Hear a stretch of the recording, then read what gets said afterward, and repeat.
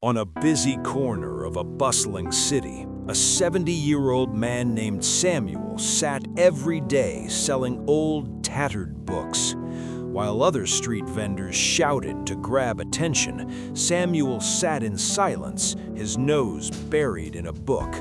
He had a strange rule. None of his books had a price tag.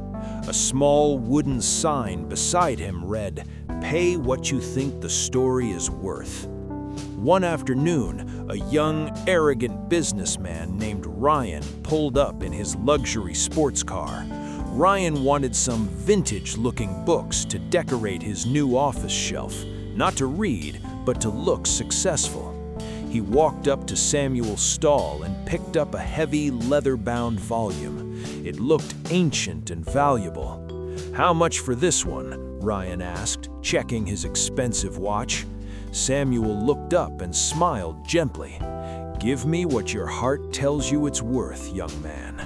Ryan smirked, tossed a $5 bill onto the table, and grabbed the book. He thought he had just made the deal of a lifetime, scoring a rare antique for the price of a coffee. That night, in his glass-walled penthouse, Ryan opened the book. To his surprise, the pages weren't printed. There were no typed words. Instead, the book was filled with handwritten notes, sketches, and old photographs taped to the pages. He turned to the first page. There was a photo of a tiny baby. Below it, a note read, "Today is my son's first birthday. I skipped meals for 2 days to buy him this small wooden horse." His smile made the hunger disappear. It was the best trade I ever made. Ryan kept flipping. The book was a diary of a father's entire life.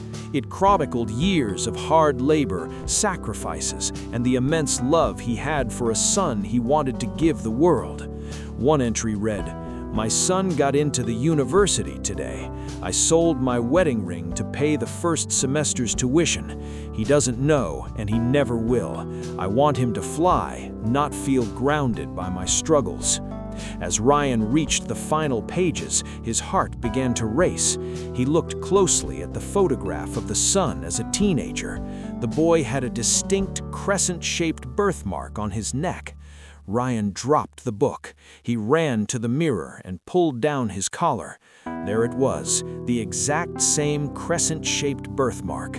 Samuel wasn't just a random bookseller. He was Ryan's father, the man Ryan had left behind 10 years ago when he became rich and too busy for his poor, uneducated family. Ryan had spent his life buying expensive things to feel important, while the man who gave him everything was sitting on a street corner selling his memories for $5.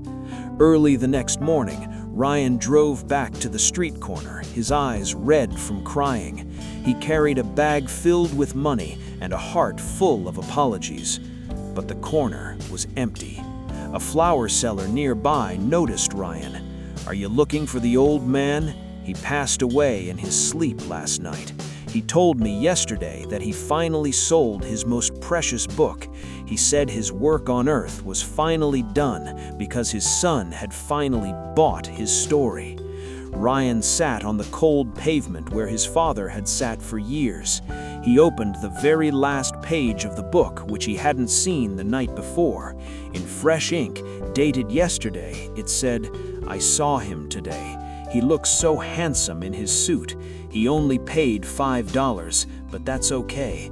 I've always given him my best for practically nothing."